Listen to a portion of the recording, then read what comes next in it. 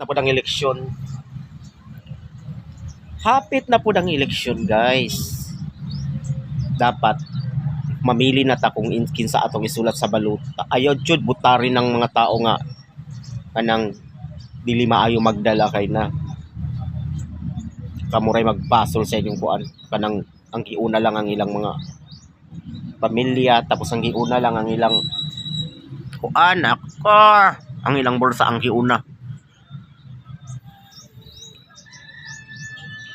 Dapat marunong tayo pumili ng ating ibubuto, guys. Pag sa araw ng eleksyon, huwag tayong tatanga-tanga na magsulat sa Ang bilib ako, guys, sa Davao, guys, pag nagbutar ka, wala kang kasama sa loob ng precinct. Yung bawal lumapit sa yung bawal lumapit sa iyo pag nagsulat ka ng Ganon ka ka safe yung mo dito. Tapos bawal dito yung yung may mga magdidemand sa iyo, di ba? Unlike sa iba na ay nako, bubulungan ka ganito ganyan, i-assist ka tapos iba yung sinusulat. Sundin mo kung ano ang nararapat yung sa mindset mo, di ba? Kaya maging practical na kayo pagdating sa butuhan. Kasi maraming tumatakbo din na ang hinahangad lang paano sila umangat sa sarili nilang pamilya. Ganon. Di ba? Hindi naman lahat, di ba? Mayroon namang mabubuti at mababait, di ba? Tayo na yung maghusga, guys, kasi tayo naman yung may-ari ng botante natin. Vote natin vote. Wala naman nagmamayari ng ating registration sa natin pagka kumilik natin registered natin. Kaya wag tayong diktara, diba? Hindi yung nakakakita ka lang ng pera, yung mata mo parang ganyan na. Yung iba kasi mukhang pera talaga. Maging mukhang pera tayo kung ang ending pagkatapos ng eleksyon is ano ba talaga ang kahahantungan? May mabibigay ba siyang maganda sa sa ating bayan? Di ba? Nako. Dapat maging din tayo wais. Kasi ang kawawa is tayo. Kawawa yung mga anak niyo. Ako wala naman akong anak. Kawawa yung mga anak natin. Kawawa yung mga pamangkin na yung mga bata pag nag-aral.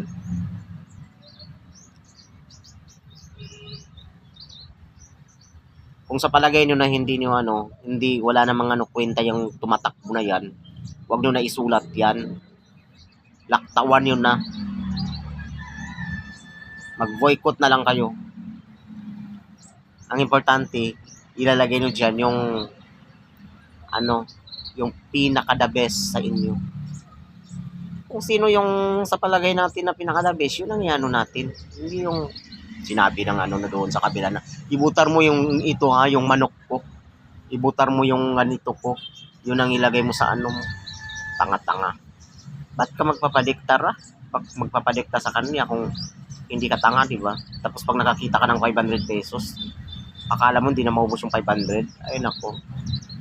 Yung 500, bumili ka ng asin, maubos mo na yan, guys, bukas. Pag nasuklian yung 500. Kaya ang advice, huwag tayong basta-basta magsulat ng ating mga binubuto. Piliin natin yung sino yung pinakamakumbaba na namumuno. Hindi yung feeling na dapat kasi kahit presidente ka pa, kahit na ka pa dyan yung katungkulan mo, kahit anong katungkulan mo, nile-level mo lang yung sarili mo sa mga tao sa paligid mo. Hindi yung porket presidente ka, porket mayor ka, porket ganyan ka, si Tampulano si ganyan. Iisipin mo lang, ay, ang taas ko, di ba? Kasi doon ka malalaglag. Dapat magpakumbaba ka lagi, tapos hindi ka nagsasabi ng masasakit sa mga tao, di ba? Dapat hindi ka agi hindi mo pinapakita na ganito ganyan. Oo, kasi politics din yun eh. So nandoon yung dayahan talaga. Andoon yung dayahan, andoon yung linlangan, andoon yung lahat nandiyan pag sinabing election, guys. Tapos wag ka rin tatakbo pag wala kang pondo, 'di ba? Pag wala kang pera, wag ka nang tumakbo. Lalo pag may pera yung kasi ang mga tao ngayon minsan is mukhang pera na rin. Kasi nga yung mga tumatakbo din minsan, hindi naman lahat, hindi lahat, 'di ba?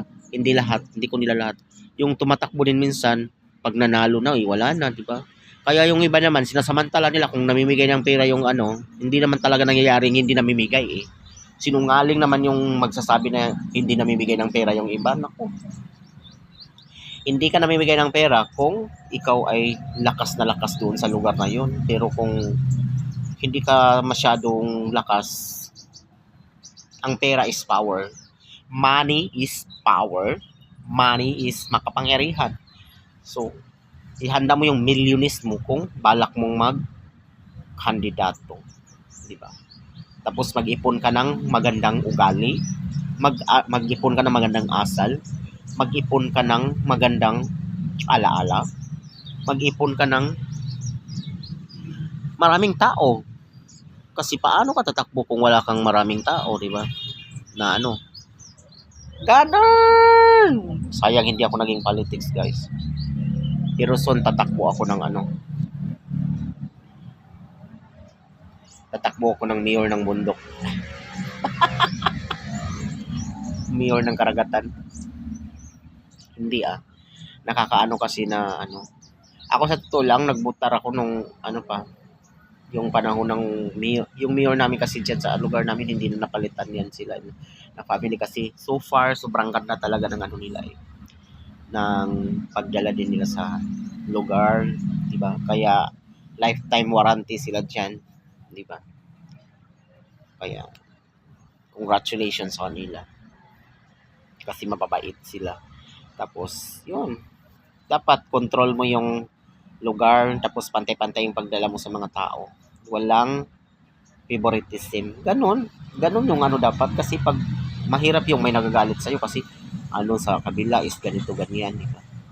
Kaya nagkakaroon ng alitan, nagkakaroon ng putukan minsan. Kasi ganon yung iba yung pagdala dun sa kabila, iba yung pagdadala dun sa kabila.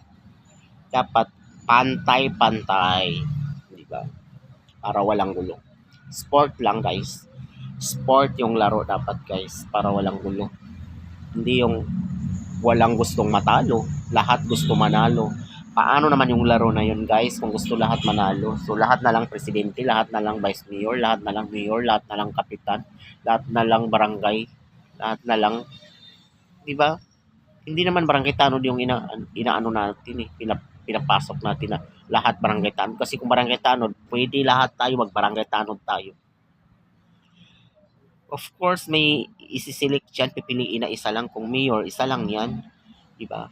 Dapat magtulungan na lang kung sino yung itatayo doon, sino yung itatalaga doon, magtulungan yung taong karapat-dapat. Diba? Yung taong hindi takot magbigay ng tulong sa mga tao. Yung taong magpakumbaba, yung taong makatao, hindi yung makasarili, hindi yung madamot, kuripot.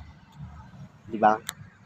Pag nanalo kayo, huwag kayong kuripot sa mga tao kasi hindi dahil sa mga tao, so hindi kayo mananalo. Di ba? Utang na loob pa. Di ba? Di ba? Utang kabubuton in Bisaya. Di ba? Kasi kung hindi natin iisipin yung mga tao na sa sunod na eleksyon, kung may kumalaban sa iyo, nako, pupulutin ka talaga sa sa kangkungan. Di ba? Pero believe ako dito sa mga politics na yung magpakumbaba, tapos yung hindi sila madamo sa mga tao nila. Bigyan mo sila ng pera kung may pera ka. Bigyan mo sila ng diyan. 'Di ba? Unahin mo yung mga tauhan mo, hindi yung may tauhan ka nga tapos nagugutom sila dahil wala kang binibigay sa kanila. Kulang, 'di ba? Kulang yung binibigay. So okay lang sana kung kasi may mga tao naman talaga na hindi naman pero dapat meron kang initiative, di ba? Initiative is very important, di ba? Kasi may tao talaga na kahit alam niyang wala ng pera yung kasama niya, hindi niya bibigyan kahit alam niya na gustong uminom ng tubig, uminom ng coke, soft drinks, tapos hindi niya na naisip yun kasi parang nahihirapan siyang nahihirapan dumukot sa bulsa niya, sa wallet niya kasi nangihinayang. Sila ngayong nakakapagdepensa sa'yo, di ba? Sila yung nakakatulong sa'yo, bakit mo sila titipirin, di ba? Huwag mong silang tipirin. Tambakan mo sila ng bigas, tambakan mo ng grocery, tambakan mo ng pera. Kung sino yung nandyan sa tabi mo na laging nakakapag-depensa sa'yo, yung laging nakakatulong sa'yo, yung nakafocus sa'yo, di ba? Di ba? Huwag mong hantayin na yung hihingi pa sila sa'yo, yung mga tao. Kasi yung mga tao minsan nahihiya din, may pride din yan sila. Kasi tao yan, may puso.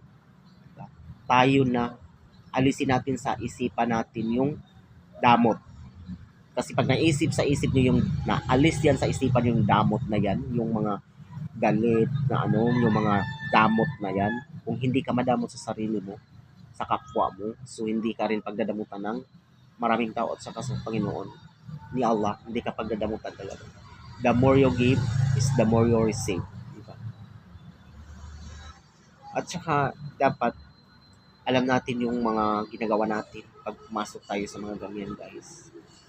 Yung iba naman maraming pera pero talo. Alam niyo kung bakit? Bakit kayo natatalo? Kasi masyado kayong maingay, tapos masyadong putok kayo na ganito ganyan yung ginagawa niyo sa mga tao, yung nagbabangayan kayo, di ba? Nagbabangayan, tapos mahilig kayo magbitaw ng salita na hindi maganda, mabuti.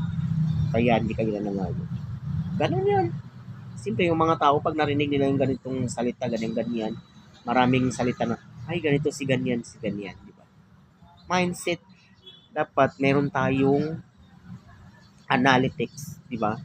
Kung nag-ano tayo sa politics, so meron tayong analytics, na alam natin kung natin isalang-alang, paano natin idalhin yung mga tao, pagtimbang-timbangin natin kung paano natin pagpantayin yung mga tao, paano natin ganito si ganyan na hindi magagalit si ganito. Kasi mahirap magdala ng isang lugar pag hindi mo alam kung paano ka magdala.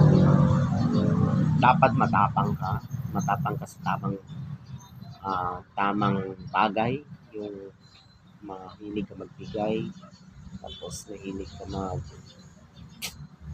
mo silang lahat, di ba? Mahalin mo ang lahat ng tao sa paligid mo para mas lalo ka nilang mamahalin. Thank you so much for watching. Yung nag-advise. Maraming salamat sa inyong lahat. Kung may nasabi akong hindi mabuti, so kayo na ang mag-husga, kayo na ang mag-adjust kasi kayo naman ang nanonood, di ba? So, ayan ay mga opinion ko lang. Hindi naman lahat ay masama. May lahat tayo ay meron sarili-sariling opinion. Dito sa Facebook ay bawal ang pabida-bida, yung sabihin mo na ganito ganyan, bakit nag-post ganito si ganyan. Kasi ang Facebook ay para sa community ng lahat-lahat, diba? Community. Tapos dapat meron tayong peace of mind. Huwag tayong kukontra. Panoorin nyo ako, guys, para matulungan nyo ako. Thank you so much for watching! Mabuhay!